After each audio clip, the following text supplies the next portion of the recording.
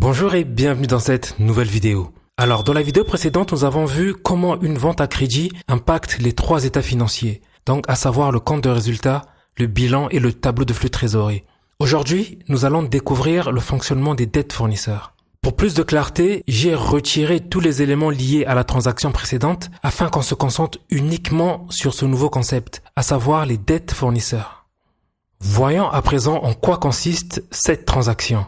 Ici, il s'agit de créer des dépliants publicitaires pour le produit. On nous dit ceci. Notre agence de publicité soumet une facture de 25 000 $ pour la conception, l'impression et l'envoi de 2500 brochures très élaborées qui ont déjà été livrées à Cacao Délices. Bonne nouvelle, nous n'avons pas à payer d'avance. L'agence nous accorde un délai de 60 jours. Donc ici, en gros, pour booster sa croissance, l'entreprise Cacao Délices veut investir dans une campagne de marketing, en commandant donc les 2500 brochures.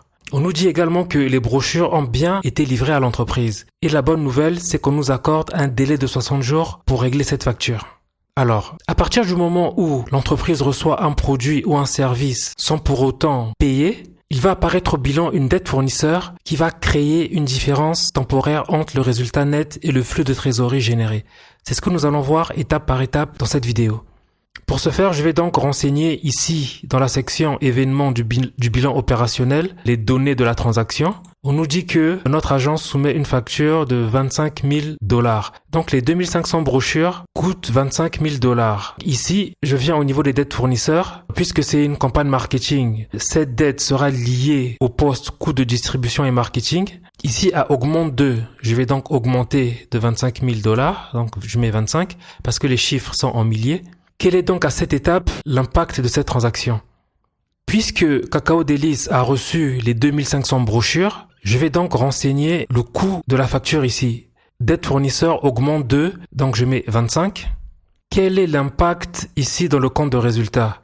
Je répète que le service a bien été livré. Donc, cette charge doit être comptabilisée dans le compte de résultat. Et on nous dit que, puisque la dépense est liée à une campagne marketing, le poste qui sera impacté sera coût de distribution et marketing. Donc ici, au niveau du compte de résultat, coût de distribution et marketing, on va venir augmenter cette charge. Pour ce faire, je vais donc modifier la formule. Je vais faire est égal à E43 moins l'augmentation ici. Faites bien attention de mettre le signe moins parce que c'est une charge qu'on augmente puisque les valeurs sont négatives ici. Si j'avais mis le signe plus, la charge aurait été réduite. Soyez bien vigilants à ce niveau-là s'il vous plaît. À partir du moment où j'augmente ce poste-là, vous voyez qu'il y a dorénavant une différence entre l'année 1 et l'année 2. On voit que le résultat d'exploitation a diminué et que le résultat net a également diminué. Ça, c'est ce qui se passe au départ dans le compte de résultat. Dans le bilan, comme j'ai dit au préalable, le fait de ne pas payer tout de suite un produit qui a été livré va faire apparaître une dette fournisseur. Pour ce faire, je vais donc venir modifier la formule ici. Donc c'est est égal à E66 et je vais l'augmenter du montant de la dette fournisseur au fait. Donc c'est le montant de toute la facture qui a été déposée par notre agence de marketing. Et là tu vois qu'en année 2, la dette fournisseur est dorénavant de 25 000 $. Dans le tableau de flux de trésorerie, qu'est-ce qui se passe? On va également calculer une variation comme nous avons fait pour les créances clients. Sauf qu'ici, la formule va être différente. Souviens-toi que pour les créances clients, on prenait la valeur de l'année précédente moins la valeur de l'année actuelle. C'est de cette façon qu'on procède pour les postes de l'actif. Mais pour les postes du passif, on prend plutôt la valeur de l'année actuelle moins la valeur de l'année précédente. C'est ce que je vais donc faire. Pour calculer la variation, je fais est égal à... Je vais au niveau du bilan. Le poste dette fournisseur. Je prends la valeur en année N moins la valeur en année N-1. Et ensuite, je vais juste copier-coller la formule. CTRL-C. Je vais utiliser le raccourci Alt-L-V-G. Et ensuite, je sélectionne formule.